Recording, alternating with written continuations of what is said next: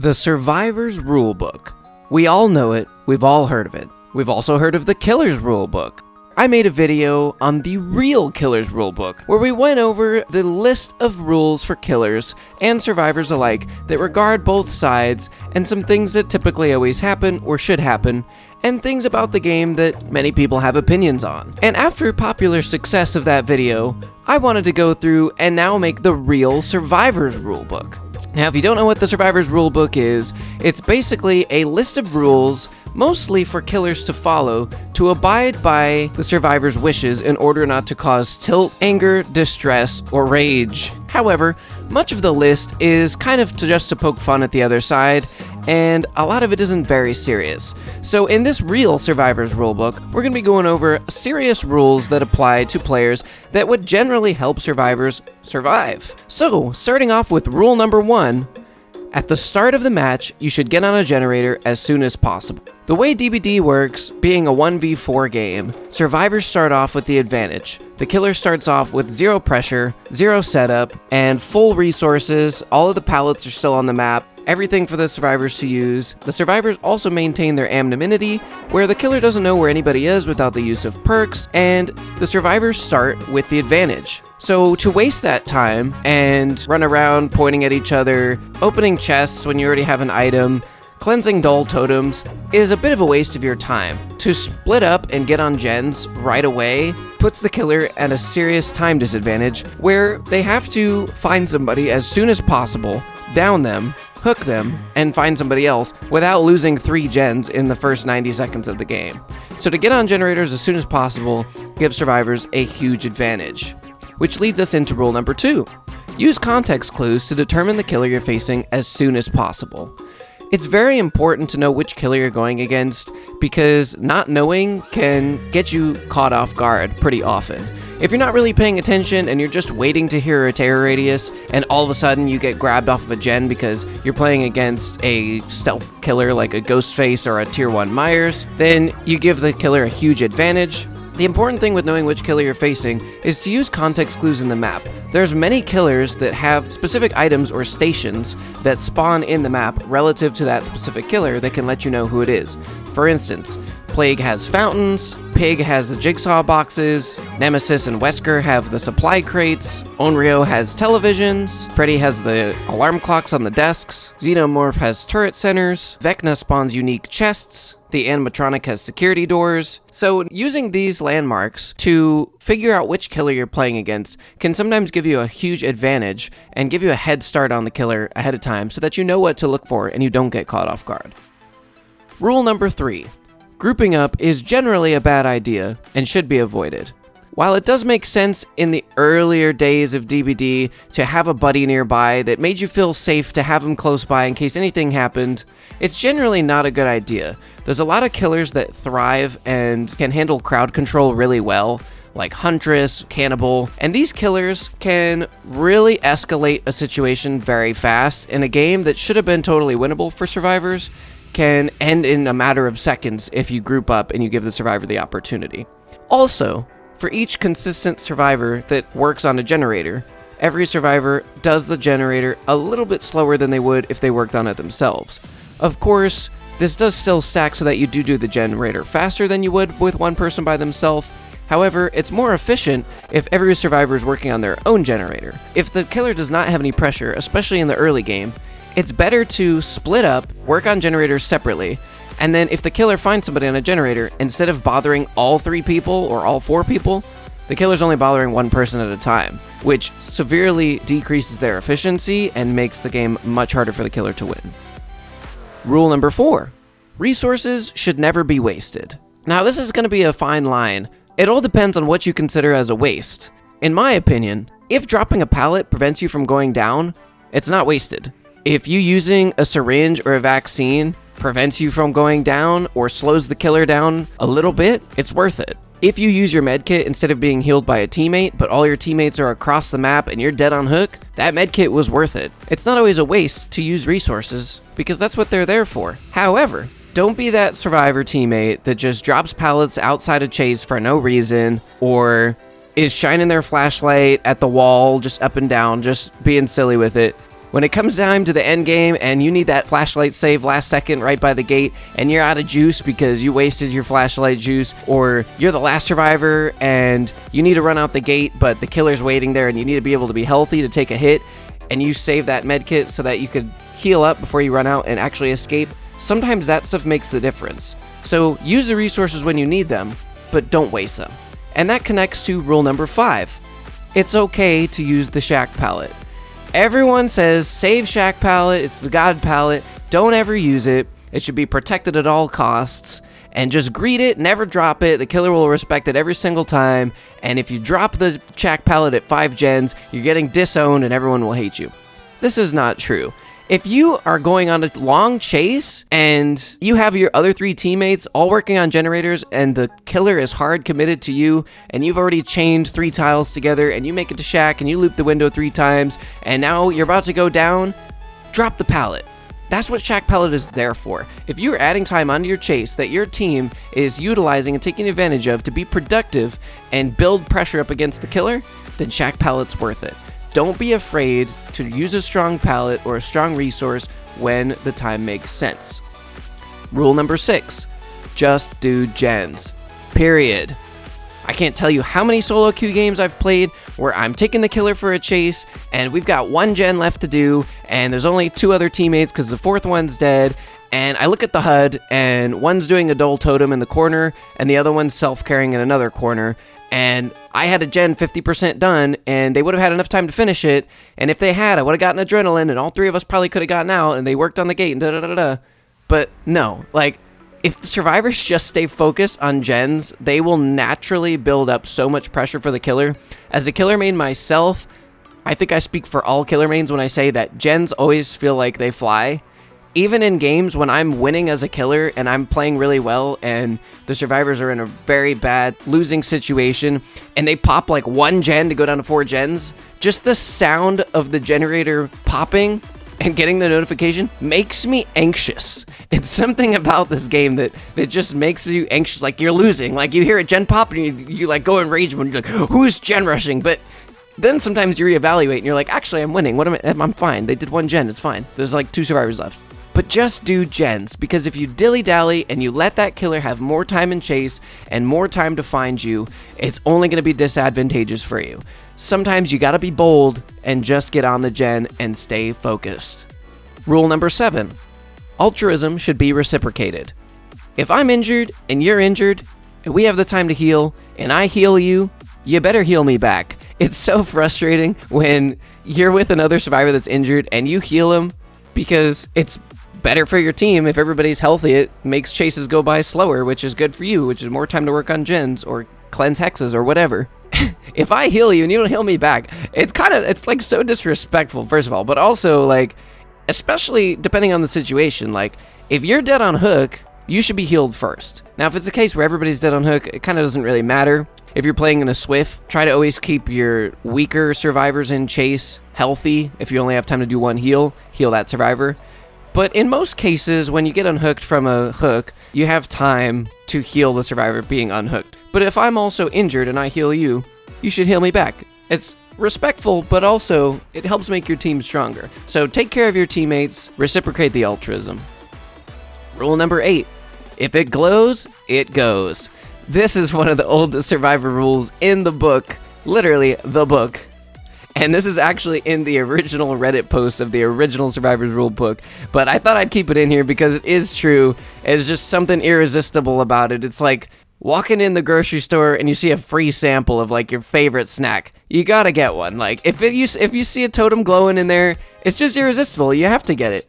And half the time, I mean, nowadays, there's almost no bad hexes where it's bad for the survivor to cleanse it. After the release of Spirit, when we had haunted grounds, everybody became afraid to cleanse hexes. But you know what? How often are you really running into haunted grounds when you see a totem? Nowadays, everybody's running Plaything, or Ruin Again, or Undying. Most of the time, it's something that's going to benefit the killer to keep as a hex. So if it glows, it goes. Rule number 9. The survivors should never underestimate the killer. This is also something that was on the Killer's Rulebook, and it's a general rule of thumb. No matter which PvP game you're playing, on which side, never underestimate the other side. If you're playing against a pig, and she's crouch walking the whole match, and she keeps trying to use her ambush and really safe pallets, and she's not landing hits, don't underestimate her. We play a version of DBD these days where any kind of build could be happening, and we've got so many different endgame perks, and we've got different YouTubers and streamers trying challenges where they're like pacifists until the gens pop, and then they go crazy, or you got a nurse who's faking being new to nurse and then just slaughters everybody like after 4 gens or whatever. And so you never know what's going on. It's better to never underestimate, still play like you would play to the best of your ability. Unless you're just fine with playing casually, then you do you. But if you're seriously trying to win, then you should never underestimate the other side. Rule number 10. Sometimes you need to commit to an action. It can be easy as a survivor, especially in solo queue, to be intimidated to make a bold play, or get the save if the killer's proxy camping, or run out in the open and get a flashlight save while you're injured, or take a hit under the hook to get your teammate off the killer's shoulders. Sometimes it can be intimidating to make a play, especially in solo queue, but sometimes it needs to get done. If you're on the last gen and it's 95%, 99% done, and you got one other survivor dead, everybody's injured, everybody's dead on hook, you got like a 3-gen situation, and the killer's right there, and everybody's about to go down, and they just hook somebody, and you know that the killer has pop, and if they get to kick the gen, then it's going to go back down to 75, and then you're never going to get it done, and everybody's going to, sometimes it spirals, where you just need to commit. Sometimes it's worth it to just sacrifice yourself, get the gen done, so your other 2 teammates can get the gate and get out. Sometimes you got to recognize that if I don't get this done, I'm going to get sacrificed anyways, and we're all going to lose. So I might as well just commit, get this really important thing done that's going to help my team, and maybe 1 or 2 people get out. Sometimes it calls for that. So it's important to recognize when you need to commit and when you have time when you can back off and play it a little bit safer. Rule number 11. If the killer is hard camping, leave the area. Your teammate will be able to unhook themselves. Prior to the first roughly 8 years of DBD, survivors did not have any kind of anti-camp or anything like that built into the game. Nowadays, if the killer is within a certain range of meters within the person on the hook, the survivor on hook slowly starts building up a meter, and when that meter gets full, that survivor has a 100% chance to unhook themselves. So if you see a killer face camping a survivor on hook right underneath them, it's better to just leave the area, because after about 30 seconds or less, your teammate will be able to unhook themselves. But if you get too close, trying to make a bold play, and both of you take a hit, and then you guys try to get him unhooked, one, your survivor teammate on hook is going to lose the anti-camp, because if another survivor's in range of the hook radius while the killer's there, it pauses, because it's kind of like a stalemate. It's kind of similar to in Call of Duty when you're playing domination or capture the flag, and one teammate from each team is in the capture zone. The capture timer pauses because it's being contended for. And it's very a similar vein with the unhook rule. So if the killer's hard camping, just leave. You're going to waste more time trying to unhook them when you could be doing a gen, and sometimes you might even interfere where your survivor doesn't get off hook, then you can't save them. So recognize that and walk away. Rule number 12. Use the HUD to decide what to do. Nowadays, solo queue players have more information than they've ever had in Dead by Daylight, and thanks to the updated HUD, you can tell what every other survivor on your team is doing, unless they're running around. But you can tell if they're doing a totem, a chest, interacting with a killer item, doing a generator, healing, and pretty much everything that would be important for you to know. So utilize the HUD, decide what to do. If there's only 3 survivors left and one's on hook and you're doing a generator, but you see that your other teammate across the map is also doing a generator, look and see who has more progress. If your gen's about to pop, then pop yours, and then you go for the save. But if you just started a gen and you see the survivor on the other side of the map is also just starting a gen, then maybe you need to get off the gen and go for the save. But if you see your other teammate get off the generator and go for the save, then that means you can probably stay on the gen, because your other teammate's probably going for the save, and you probably shouldn't both run in there, because then all 3 of you will be together, and then Bubba takes all 3 of you guys out. So being able to recognize what your team is doing and make a confident decision that, okay, I gotta be the one to get the save. Okay, these 2 are gonna heal up, so I'll stay injured. Like, using that to make decisions is really helpful, and you have more ability to know what's going on without perks in solo queue than you've ever had, so you should take advantage of that. Rule number 13, too much altruism can get you killed. While it is important to reciprocate the altruism and also generally take care of your teammates, sometimes it's just not worth it. If it's endgame and the killer has one survivor on hook in the basement, and the basement is in the farthest possible corner from both of the exit gates that are right next to each other, and they've got no ed, and they've got this, and they've got that, and they got 8 stacks to save the best for last, and you got a minute left on the endgame collapse timer, it's not worth it, man. You're never going to get that survivor out of there. You're either going to accidentally give the killer more kills and throw the game trying to save that person, or it's going to be so risky that you're probably just going to end up being a trade or whatever. And if you're willing to do that, then that's up to you. And if that's what you guys want to do to have fun, that's fine. But generally, most of the time, it's not worth it. So just recognize when altruism is not worth it. Sometimes it's better to just take the 2-man out or whatever you can get instead of handing the killer extra kills for walking into a bad situation. Rule number 14, never 99 the exit gates. 99 the exit gates is something that survivors have always done to try and buy themselves more time to save a teammate in the corner like we just talked about. Once the gates are open, the endgame collapse timer begins, and you have 2 minutes, more or less, depending on if the killer has anybody downed or in the dying state, and this time is really crucial. This is your last chance, your last-ditch effort to get kills as the killer or escape as the survivors. So 99 in the exit gates seems like a pretty good idea. But here's why you shouldn't do it. For one, the timer is just as much against the killer's advantage as it is for the survivor's advantage. The killer has only 2 minutes to get the rest of the kills that they're going to get. So there's just as much pressure as that for them as there are for you. Once the gens are done, the killer is an immense time pressure because they need to pick it up. They've got 1 or 2 more plays, 1 or 2 more chases they can take, and then that's it. By not opening the gate, you give the killer more time to try and get more downs and possibly get somebody killed off and have more pressure, and vice versa. But also, if you do rescue that survivor that's in the corner on hook, and you guys all try to run back, and you're playing against a Wesker, or you're playing against a Nurse or a Blight that is going to beat you guys to the gate, sometimes, if you have to take that extra 5 steps to get to the other side of the gate, tap the gate to open it, and then run back the other way into the gate, you're going to give the killer just the second or 2 that they needed to catch up to you and get it down, and sometimes that ends up throwing the game. So don't 99 the gates, leave them open. Sometimes you need to be able to cut into that first corner as soon as you possibly can before waiting for the gate to open to avoid that hatchet throw or to avoid that Wesker grab or whatever it is. And 99 the gates ends up getting survivors killed too often. I've seen it too many times, and it just generally should be avoided. Finally, rule 15, just leave. Don't wait around to say goodbye to the killer. This is something that happens every single match. There's already enough just leave compilations on YouTube of people getting tombstoned and Wesker grabbed and speared in by a death slinger. You don't want to be a part of the compilation. Just leave. You never know what the killer is going to have, or when the ghost face is creeping up around the corner from an obscure angle and you come out to check if he's there, then boom, you were 99 on the stock and you get downed right there.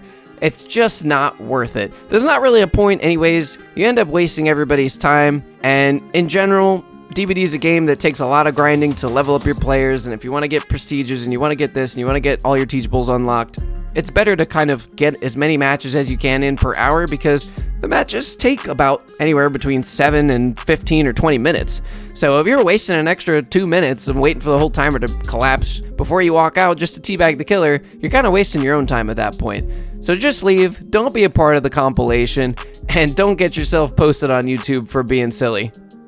Anyway, that is all the Survivor Rulebook rules that I have for now. So if you guys can think of anything that I missed that belongs on the list, leave a comment down below, let me know what needs to be added, or if you disagree with any of these rules and tell me why I'm wrong. You can also join the Discord and post ideas in there, and maybe I'll make an updated list in the future. I'll also post this in the Discord and on Reddit if anybody ever wants to look at it in the future. And in the meantime, if you enjoy this type of content and you like this stuff, please consider subscribing. I really do enjoy making stuff like this, and I have many different playlists on my channel, from anywhere between cinematic videos to rule books to perk breakdowns to build strategies to anything I could think of, pretty much. All things DBD, all things horror. And thank you guys so much for watching, and I will see you guys in the next one. Have a good day and be good people.